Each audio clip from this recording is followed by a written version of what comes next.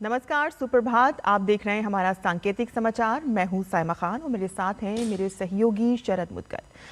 नजर डाल लेते हैं सबसे पहले हेडलाइंस पर।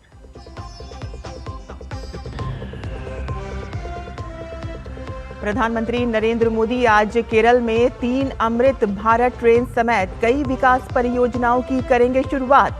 तमिलनाडु में एनडीए के सभी नेताओं की मौजूदगी में करेंगे जनसभा।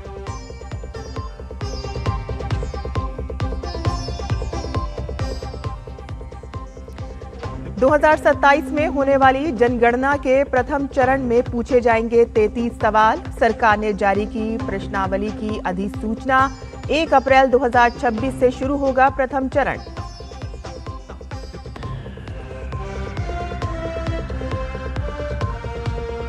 प्रधानमंत्री नरेंद्र मोदी ने ब्राजील के राष्ट्रपति लुला डी सिल्वा से फोन पर की बात। रणनीतिक साझेदारी की समीक्षा और ग्लोबल साउथ के साझा हितों पर हुई चर्चा। फरवरी में भारत का दौरा करेंगे ब्राजील के राष्ट्रपति।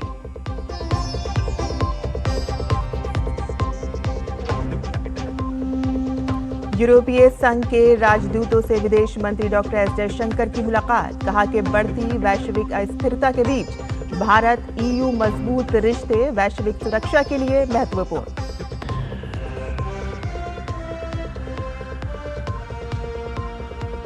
अमेरिकी राष्ट्रपति डोनाल्ड ट्रंप ने कहा कि ईरान की ओर बढ़ रही है एक बड़ी ताकत। ईरान पर संयुक्त राष्ट्र मानवाधिकार परिषद में आपातकालीन सत्र आज।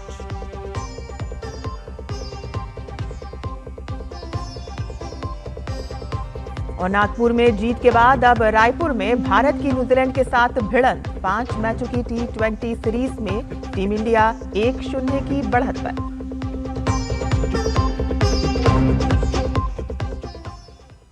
और अब समाचार विस्तार से।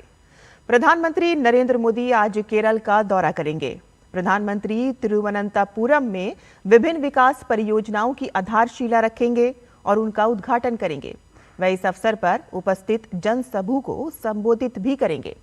प्रधानमंत्री रेल संपर्क को बढ़ावा देने के उद्देश्य से 4 नई रेल सेवाओं को झंडी दिखाएंगे, जिनमें 3 अमृत भारत एक्सप्रेस और 1 यात्री ट्रेन शामिल है। प्रधानमंत्री शहरी आजीविका को सुदृढ़ करने के प्रयासों के तहत PM Svanidhi credit card launch करेंगे, जो स्ट्रीट वेंडरों के लिए वित्तीय समावेशन के अगले चरण की शुरुआत है। पीएम तिरुवनंतपुरम के श्री चित्रा तरुनल आयुर्वेद विज्ञान एवं प्रौद्योगिकी संस्थान में अत्याधुनिक रेडियो सर्जरी केंद्र की आधारशिला रखेंगे और साथ ही प्रधानमंत्री तिरुवनंतपुरम में पुचपुरा के नए डाकघर का भी उद्घाटन करेंगे।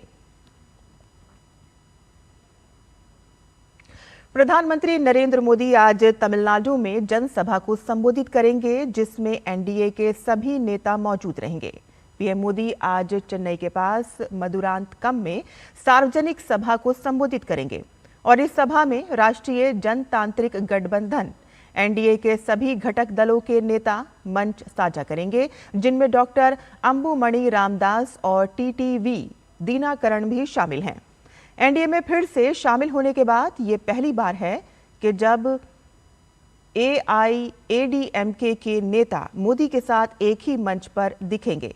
लगभग 11 दलों के इस बड़े गठबंधन के नेताओं के साथ मंच साझा करके मोदी और भाजपा ये संदेश देना चाहते हैं कि उनका गठबंधन एकजुट और मजबूत है और तमिलनाडु में डीएमके के नेतृत्व वाले इंडी गठबंधन के मुकाबले ताकतवर है। प्रधानमंत्री नरेंद्र मोदी ने कल ब्राजील के राष्ट्रपति लुला डी सिल्वा से फोन पर बात की। दोनों नेताओं ने भारत ब्राजील रणनीतिक साझेदारी को और मजबूत करने तथा आने वाले वर्ष में इसे अधिक ऊंचाइयों पर ले जाने की प्रतिबद्धता दोहराई।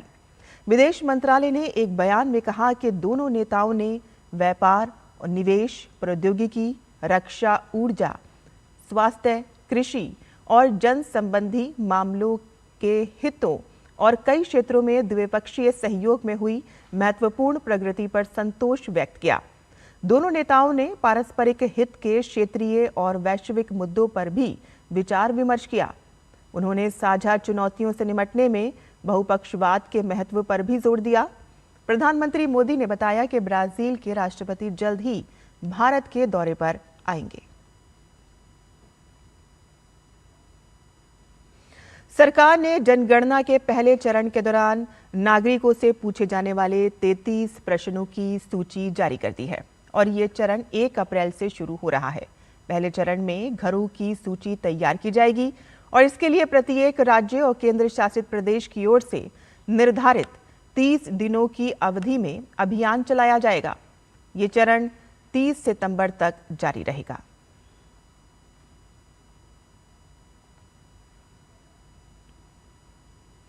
विदेश मंत्री डॉक्टर एस जयशंकर ने कहा कि भारत यूरोपीय संघ के मजबूत संबंध सुगम आपूर्ति श्रृंखलाओं में सहयोग के माध्यम से विश्व अर्थव्यवस्था को जोखिम मुक्त करेंगे और मजबूत व्यापार, आवागमन और सुरक्षा साझेदारी के माध्यम से वैश्विक व्यवस्था को स्थिर करेंगे।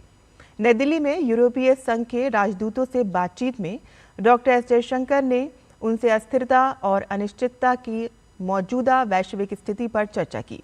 विदेश मंत्री ने कहा कि वह गणतंत्र दिवस समारोह के लिए यूरोपीय परिषद के अध्यक्ष अंतोनियो कोस्टा और यूरोपीय आयोग की अध्यक्ष उर्सुला वॉन डेर लेयन की भारत यात्रा का बेसब्री से प्रतीक्षा कर रहे हैं।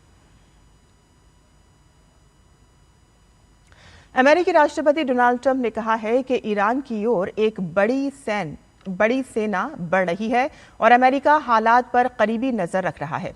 ये बयान उन्होंने दावोस में दौरे से लौटते समय एयरफोर्स 1 में दिया।